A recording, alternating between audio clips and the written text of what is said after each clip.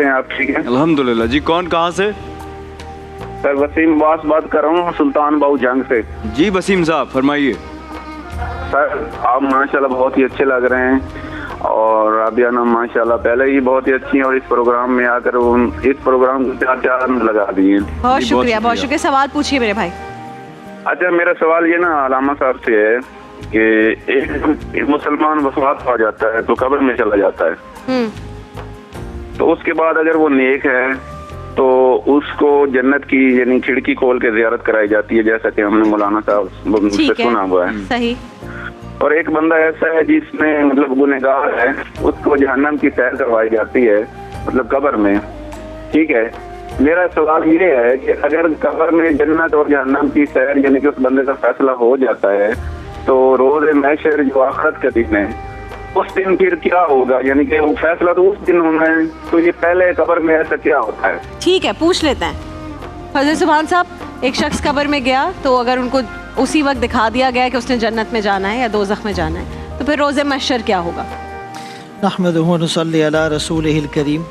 देखिए जी, इन चीज़ों का ताल्लुक़ ईमान बिल गैब से होता है और कुरान करीम की बहुत आयात ऐसी हैं कि नस के तौर पर इससे कब्र का अज़ाब साबित होता है। और अहादीस मुबारका में भी आया अलक़ब्रु रौज़तुम मिन रियाज़िल जन्ना औ हफ़रतुम मिन हुफ़ुरिन नार, कि ये कब्र जन्नत के बागों में से एक बाग है या जहन्नम के गढ़ों में से एक गढ़ा है। यही वजह है कि हज़रत उस्मान रज़ी अल्लाह अन्हु जब कब्र के पास आते तो इतना रोते कि दाढ़ी मुबारक आंसुओं से भीग जाती। किसी ने पूछा कि जन्नत और जहन्नम के तस्करे पर ऐसी कैफियत नहीं होती, यहाँ क्यों? तो फरमाने लगे कि ये आखिरत की मंजिलों में से पहली मंजिल है। और दूसरी बात यह है कि किसी को भी जब अजाब दिया जाता है तो उसका एक प्रोसेस और प्रोसीजर होता है और उसके मुख्तलिफ स्टेजेस होते हैं। बाज़ लोगों को तो दुनिया में ज़िंदगी ही में अल्लाह की तरफ से पकड़ होती है और अल्लाह पाक जो है वो उनके ऊपर मुसीबतें लाते हैं। जैसे एक आदमी उलमा की अगर वो नाकदरी करेगा तो दुनिया में सज़ा मिल जाएगी। मन आदली वलियन फ़क़द आज़नतुहु बिल हर्ब, जिसने दुनिया में मेरे वली को सताया और उससे दुश्मनी इख्तियार की, अल्लाह फरमाते हैं मैं उससे ऐलान जंग करता हूँ।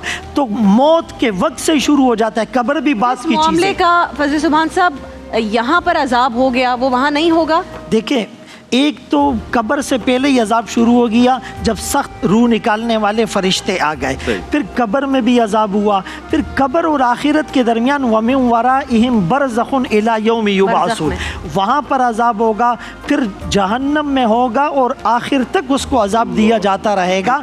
तो ये अजाब शुरू यहाँ से होगा, अजाब यहाँ ख़त्म हो जाएगा, ऐसी कोई बात नहीं। ऐसी कोई बात नहीं। अगर किसी चीज़ का अजाब या किसी चीज़ का हम कहते हैं ना जी वो उसको कारमा है, वो यहीं पर हो गया उसके साथ, तो फिर उस मामले का भी वहाँ हिसाब है या यहाँ जो हो गया उसका वहाँ हिसाब नहीं है? बहुत अहम उन्वान है, क्योंकि जब आप मुख्तलिफ मज़ाहिब में साल्वेशन की फ़िलासफ़ी को पढ़ते हैं, आपने कर्मा की मिसाल भी अभी दी है। देखिए, कुरान मजीद में अल्लाह फरमाता है कि फ़मन यामल मिस्क़ाल ज़र्रतिन खैरन यरा वमन यामल मिस्क़ाल ज़र्रतिन शर्रन यरा। अगर ज़र्रा बराबर भी नेकी की है तो तुम उसका नतीजा देख लोगे, और ज़रा बराबर अगर बुराई की है तो उसका नतीजा भी देख लोगे। आखिरत सिर्फ मरने के बाद बर्पा नहीं होनी, दुनिया में भी हर लम्हे आखिरत बर्पा हो रही है। तो ये दुनिया भी मुकाफ़ात अमल है, इंसान यकीनी तौर पर अपने आमाल का नतीजा इस दुनिया में भी भुगतता है। और जूँ ही फरिश्ते रूह कब्ज़ करने का अमल शुरू करते हैं, और कुरान मजीद में अल्लाह ताला ख़ुद ये बात इरशाद फरमाता है कि जब मलाइका अपने हाथों को उनकी तरफ बढ़ाते हैं तो उनकी पुश्तों को, उनके मुंहों को बाकायदा मारा जाता है और बड़ी सख्ती के साथ उनकी रूह को कब्ज़ किया जाता है।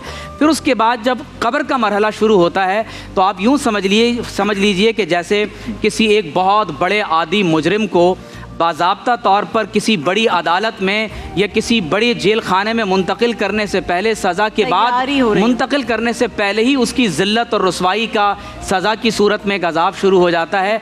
तो कब्र से ये मुतय्यन हो जाता है कि या तो ये इंसान अहले जन्नत में से है या अहले जहन्नम में से है।